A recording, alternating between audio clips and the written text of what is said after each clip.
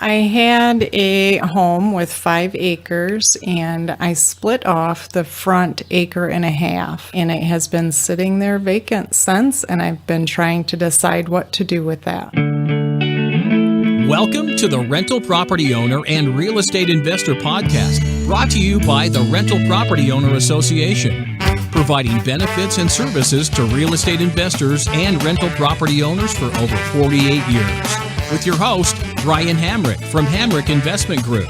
This episode is sponsored by Green Property Management, managing everything from single-family homes to apartment complexes in the West Michigan area. Find out more at greenpropertymgt.com. Hello and welcome to episode 134. Several weeks ago, I received an email from a listener which presented a great opportunity for a podcast discussion. Maureen Weick is the owner of Bottom Line Accounting and Finance, and she owns 1.5 acres of vacant land in northern Allegan County. Maureen has been trying to decide what to do with this land, and she was seeking opinions and thoughts from RPOA members. I thought Maureen's question and the possibility it presents would be a great opportunity to bring Maureen into the studio, as well as Justin Workman. Justin's been on many episodes of the show, and he's one of my go-to guys when it comes to questions that are kind of out of my wheelhouse. So anyway, I thought we could all sit down and discuss and analyze Maureen's options for her vacant land and possibly run some numbers.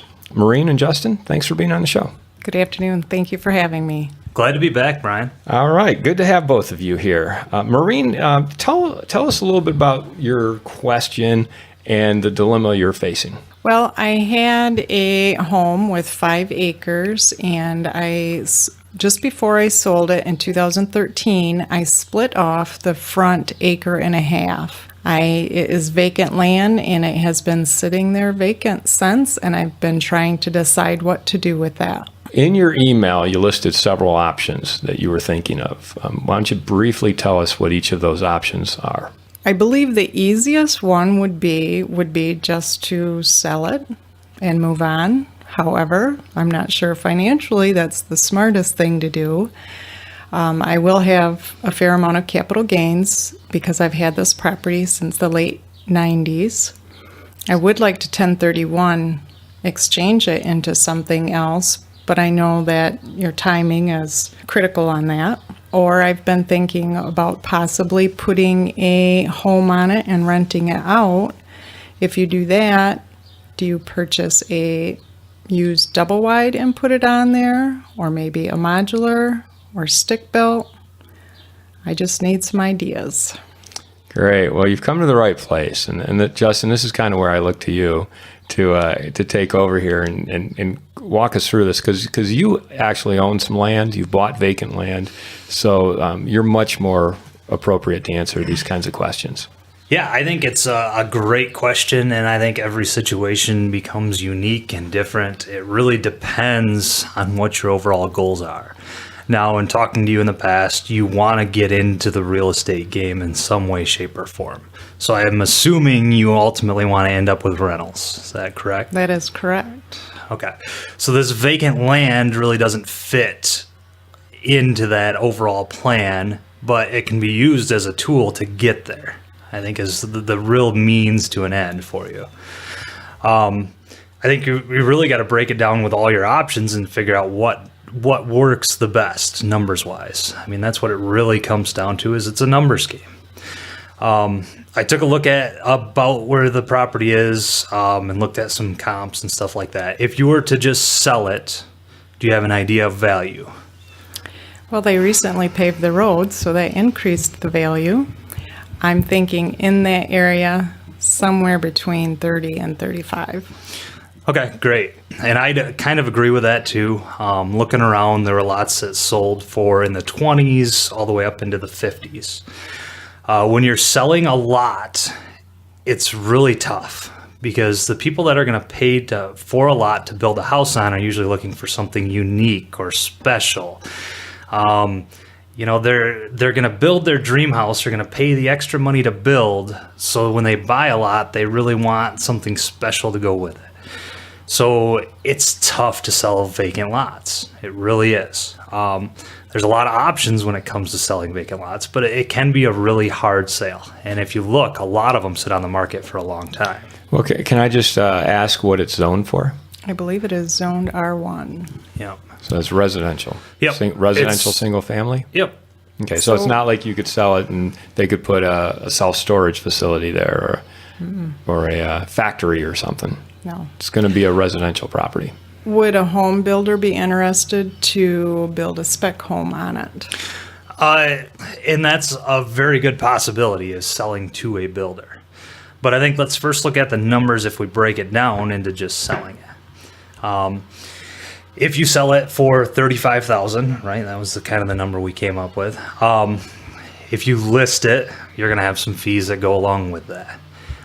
Plus, you initially have some purchase fees. I know that you split it off of a different parcel, but when you originally bought that parcel, some of that purchase price is incorporated in that 1.5 acre lot. Mm-hmm. So, can we make some broad assumptions and just say that I will assume your purchase price for that lot is maybe $10,000 initially? Is Yes, that it high? would be very, very close to that. Okay. So if we assume there's $10,000 in there, when you went to split it, you probably had to do a survey. You may have had to pay for some zoning or planning fees, permits to split it. No, there wasn't. That was anything all major. done. The only thing I did was a survey. Okay. You just had to do the survey and turn it into zoning. Okay. So that's nice that you didn't have to pay any fees there. But on top of that, so assuming we have a basis of around $10K, somewhere in that ballpark of the initial purchase price, we're going to sell it for $35,000, and we're going to deduct out some realtor fees. For a wild guess, we'll just say it's another 10% for easy maths. We're going to take $3,500 out of that. So out of that $35,000 sales price, we're going to take $3,500 off for the cost of the sale. So that brings us to $31,500, and we're going to take $10,000 off for the initial basis. So what you have into the purchase price of the land. So it brings us down to a little over $20,000 in potential profit. That's what we're truly looking at, right?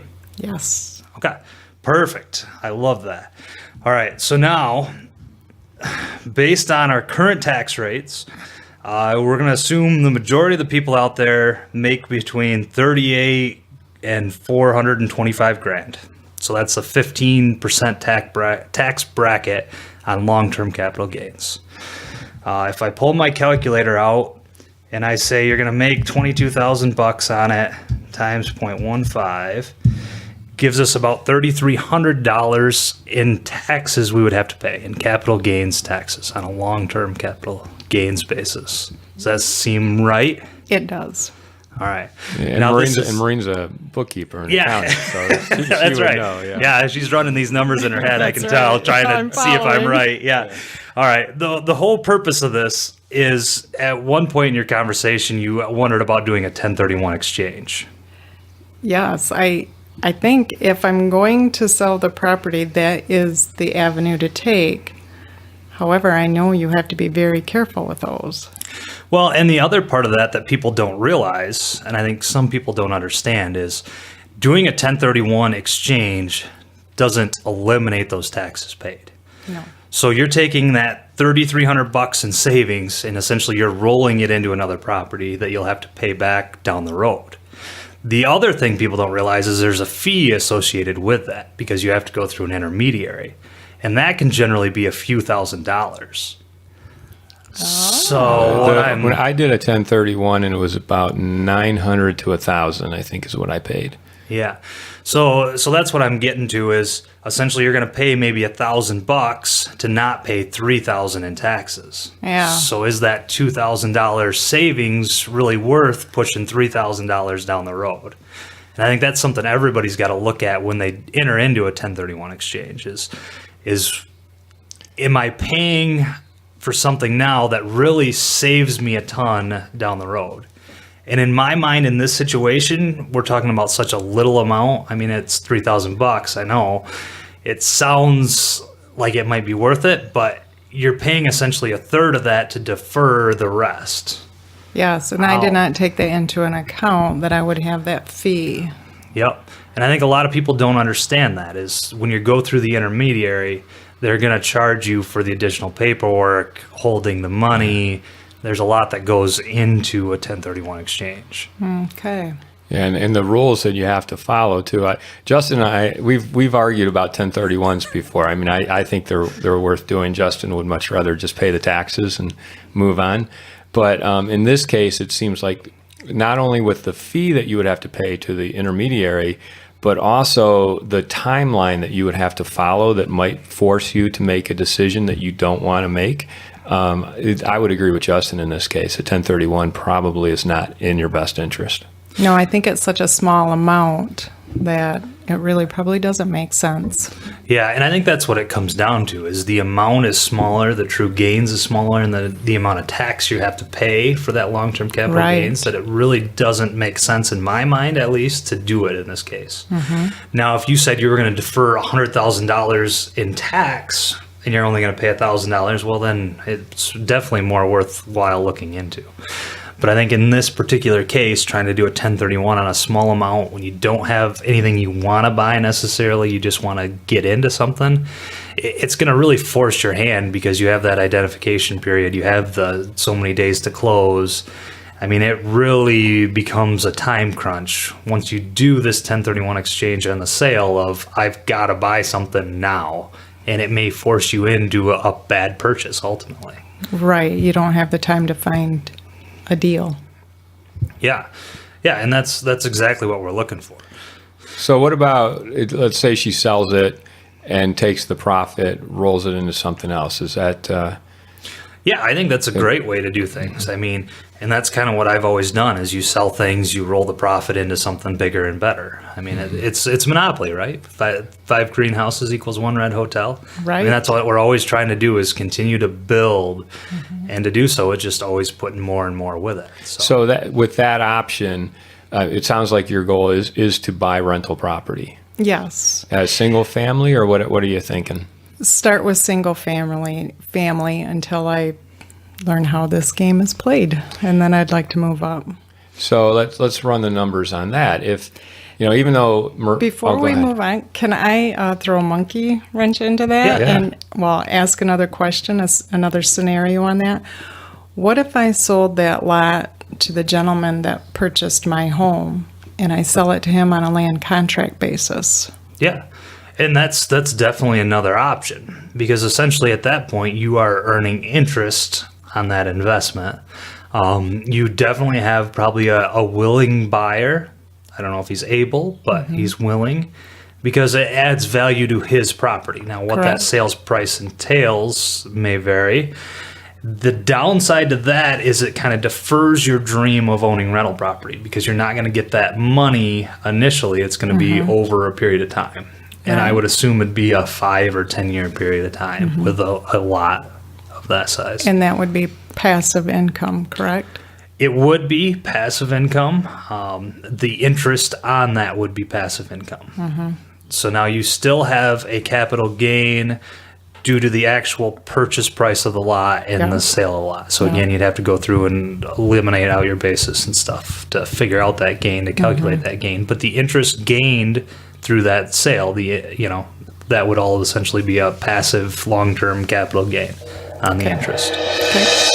I'd like to take a moment to tell you about Green Property Management. Not only do they manage everything from single-family homes to apartment complexes in the West Michigan area, they also manage my entire portfolio. So I can tell you from personal experience that their unique flat fee management style is worth a closer look. If you feel that your property isn't operating to its fullest potential, then Green Property Management can help you take a holistic approach that will save you money, eliminate your headaches, and increase your net income. And if you're a property manager interested in applying Green Property Management's model, give them a call at 1-866-95-GREEN or visit them on the web at greenpropertymgt.com. Where I was going was, okay, so let's say you take your profit off the table. You sell, you take your profit off the table. How much money are we talking? Because even though she has $10,000 into it, that you're getting paid that. So you're actually, Maureen, your actual profit that you're walking away with will be around $30,000. Yep. Or money that you'll have to deploy somewhere actual else. Cash. Yeah, in pocket will be over $30,000. Right, which would be, that could be a 25% down payment on a $100,000 plus type property. That would be great. And it's just finding that next property. Yeah. Yeah, which is always the challenge. You brought up some good things. A good way to sell off lots is to partner with some builders. There's a lot of builders out there today that want to build a spec house.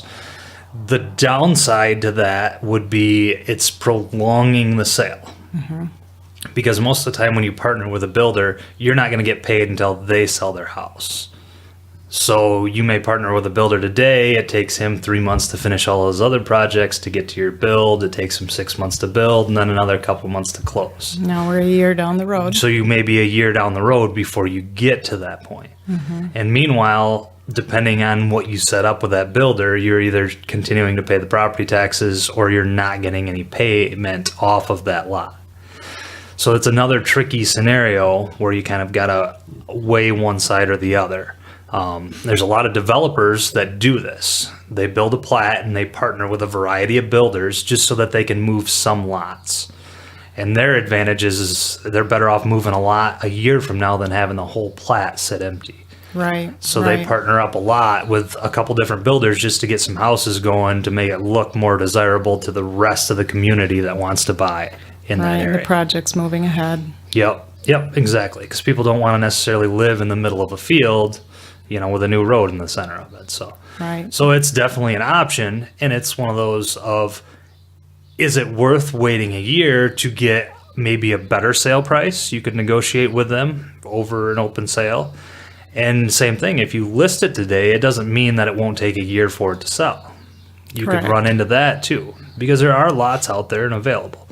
And again, if somebody's going to build a house on that lot, they're usually looking for something unique or special or, I don't know, whatever the case may be. And typically those that are building can kind of afford to pay maybe a little bit more for what they want, because essentially they're building their dream house. They're not just building another spec house. Right. So it's a tough line to navigate and kind of weigh the pros and cons on that thought, but it is definitely doable. I appreciate your thoughts on that. Yeah. The other thing you brought up was building on it yourself. You talked about a couple things, either putting a modular home or doing a stick built or something along those lines. We can start with the modular. In my mind, I guess it's the easiest to kind of comprehend. Have you looked at pricing out a modular, what they cost? Very, very quickly, very, very lightly. I haven't really dove into it deep. Now, when you speak modular, that's different than a double-wide manufactured home. And I was tossed around both of those ideas. Yep. I'm not real big on the manufactured home because at the end of the day, what do you have? A used manufactured home. And I'd agree with that completely. I don't love the mobile home, manufactured home, something on wheels. I mean, and I guess a good example of this is if I look at all the trailer parks. I mean, they're essentially built for these manufactured houses, for these mobile homes, the double wides, single wides, whatever.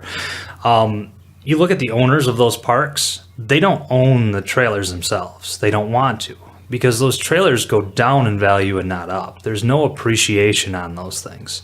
And they wear out. I mean, you go into a 30 or 40-year-old manufactured house, the thing is just junk. There's just nothing left of it. I mean, and that's, I think, why those park owners don't want anything to do with the actual mobile homes themselves. They just want to own the dirt underneath. And I think when you look at land appreciation with a mobile home on it, the appreciation gained from that property with a mobile home on it is just the appreciation of the land and not the home and land together. Where a stick-built house really grows faster on the appreciation end, where a modular, the lot still appreciates in value, but the mobile home itself really drops. And I've looked at them a little bit before. I mean, what I found when I looked at like a double wide is you're looking between 50 and 100 grand, depending on what you buy. Now, you could put that on your lot, but that's not your only expense. Right, you've got basement, septic. Yep. driveway. And that's the other thing landscaping. you've got to consider. Okay, say we buy a $75,000 mobile home to put on the lot. We've got to do a driveway. We've got to do a pad. We've got to do a septic and a well, and get the thing set on it. Do all the utilities. I mean, Consumers Energy charges you money to do a hookup. If there's natural gas, they charge you something. If it's propane, the propane company charges you something. There's a ton of expenses that go with fully improving a lot. So with those additional costs, you're probably looking between $30,000 and $50,000, depending on what you're going to get into, just to improve the property to put a mobile home on it. So if we take say it's $30,000, just for a little easier math, and we buy a $75,000 manufactured or mobile home. So now we're $110,000 into it plus the lot cost.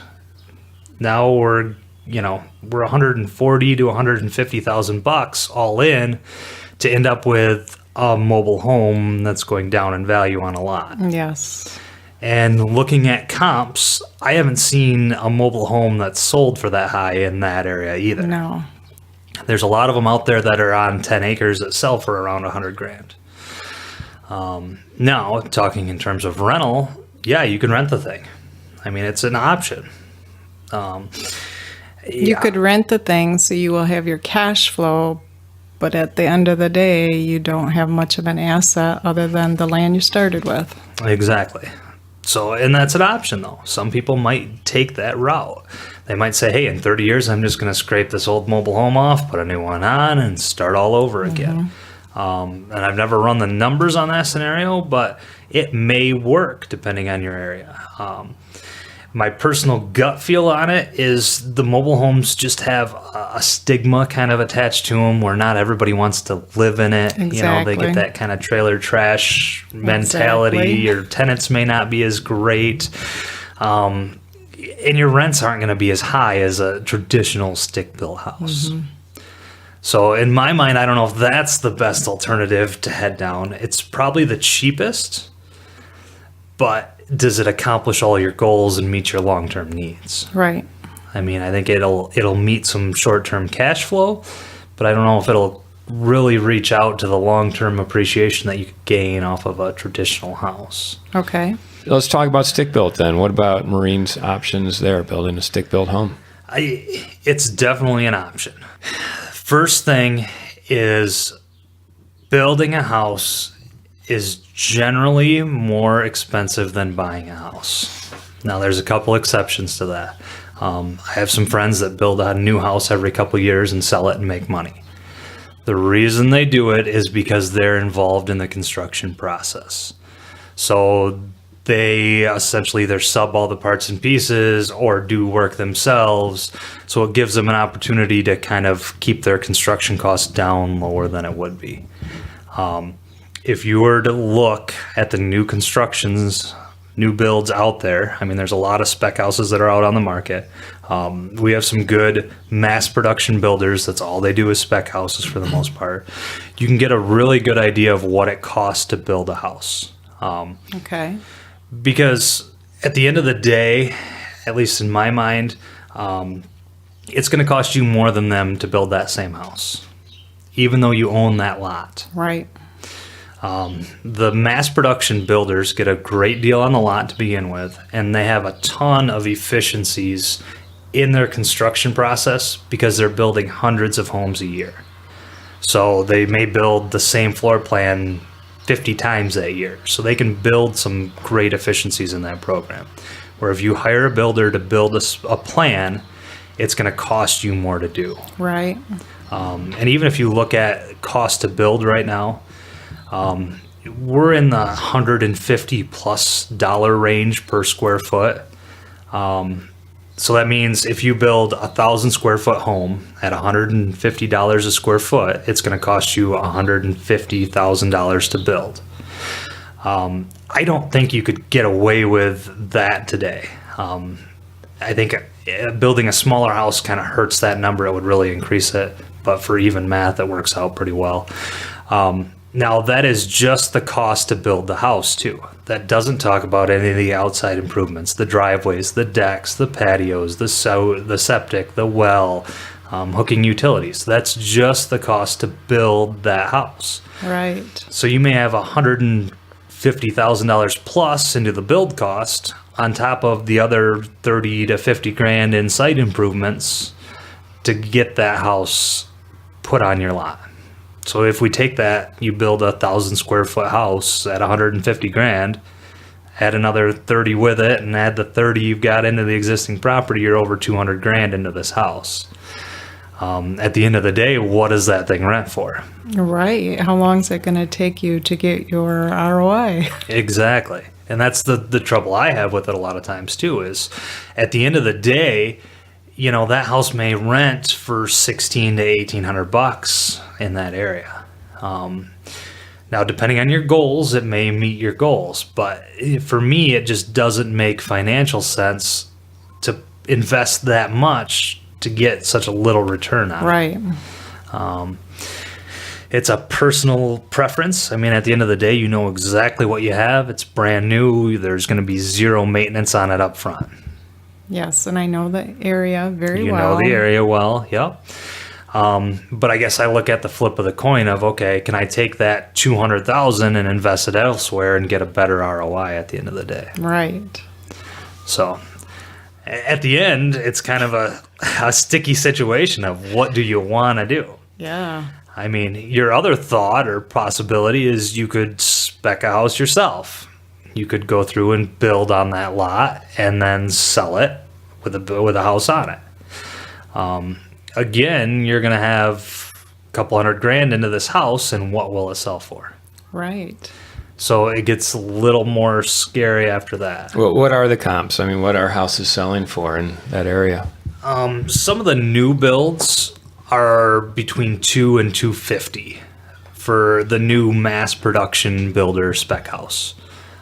So you could do something unique and try to go above that price. You could try to compete with them and offer some upgrades to their product.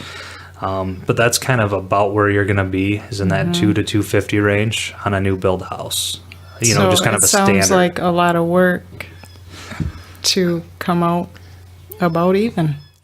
Yeah. It really know? would. Yeah. Yeah. If you're going to get 30 grand for your lot and you're going to put 200 into a house and get 230, Yeah. you spent a year of your life and a lot of stress for the same for gain. What? I don't Yeah, disagree with you're that. creating a whole new job for yourself that is only going to pay you that what I you don't would have have time for. made. Yeah.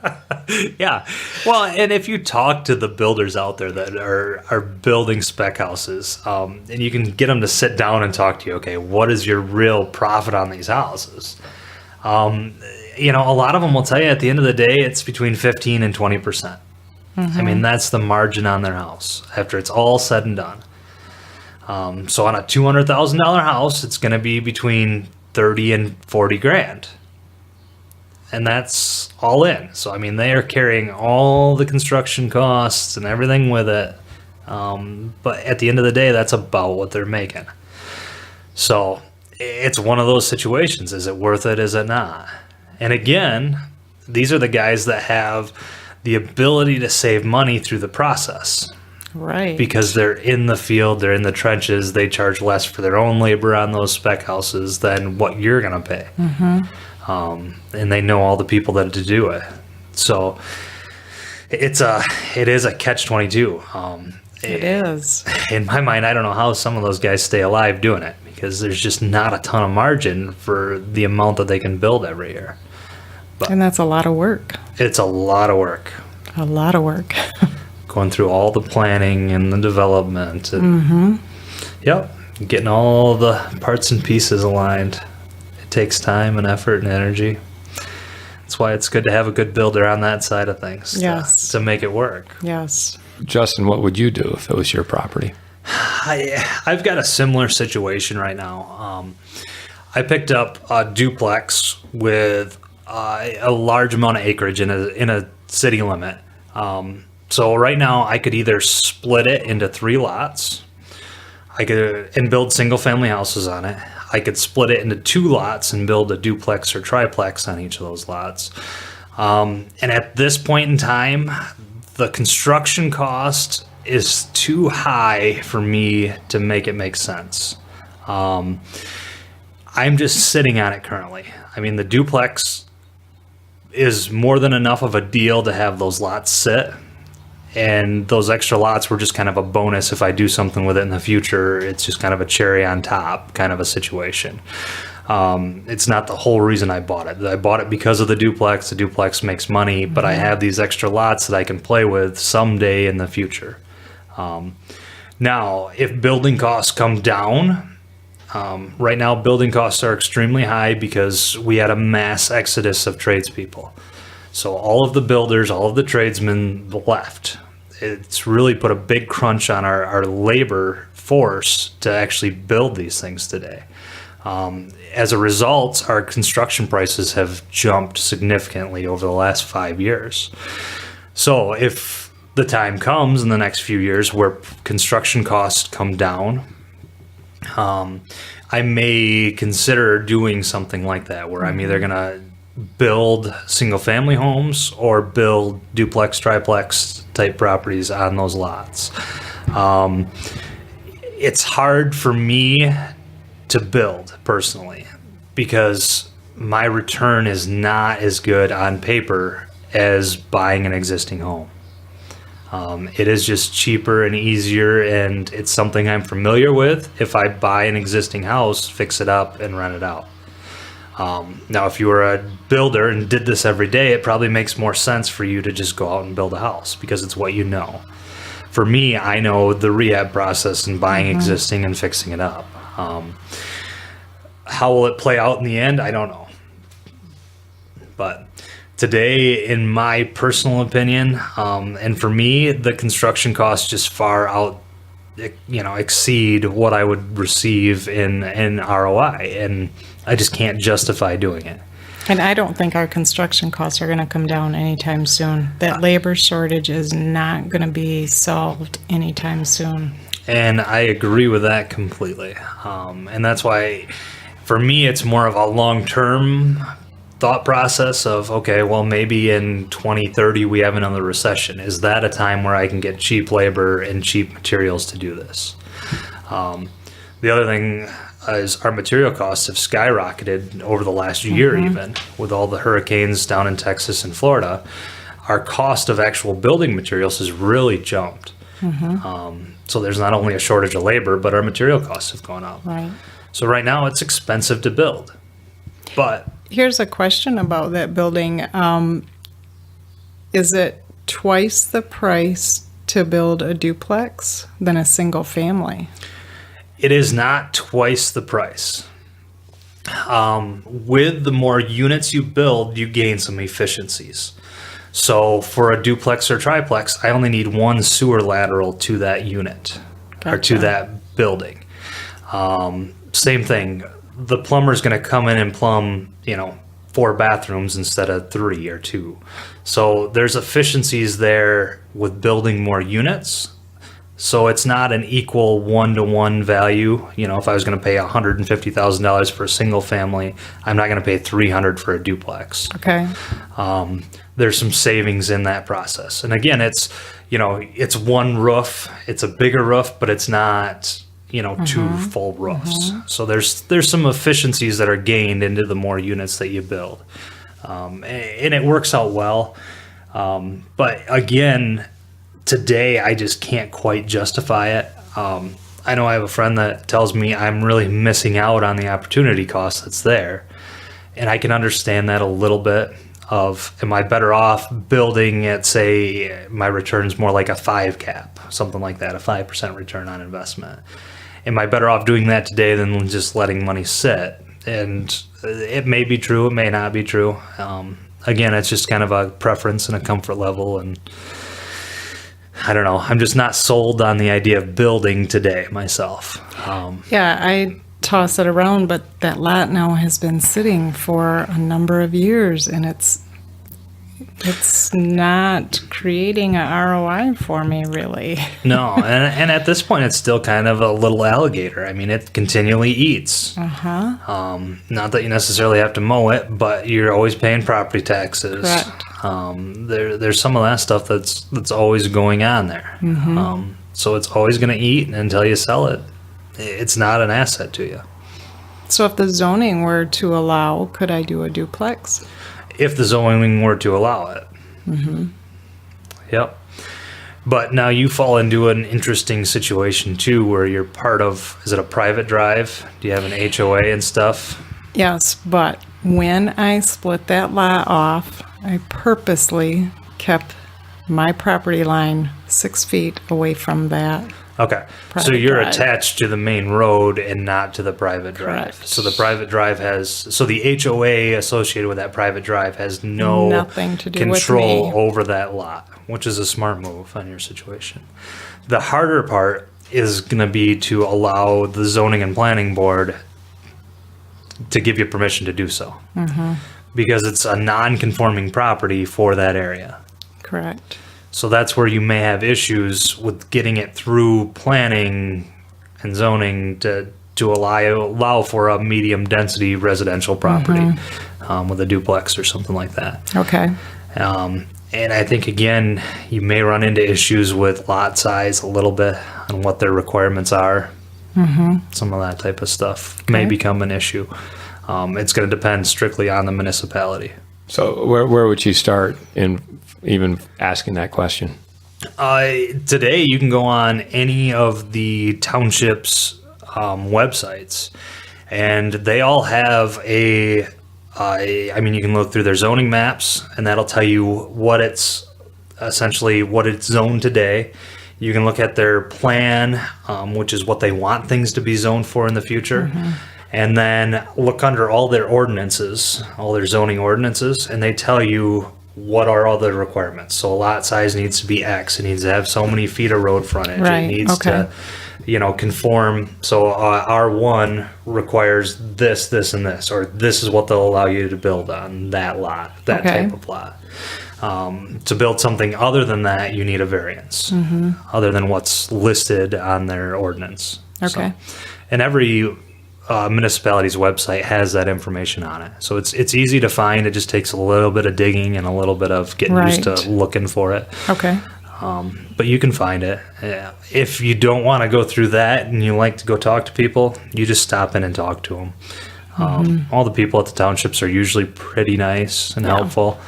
The issue you may run into, depending on which township it is, their planning and zoning guy may not be a full-time staff member because you're in a smaller municipality. Right. So you may have to come, he may only work 1 or 2 days a week, so you may have to track him down on those 1 or 2 days to get those questions answered. Okay.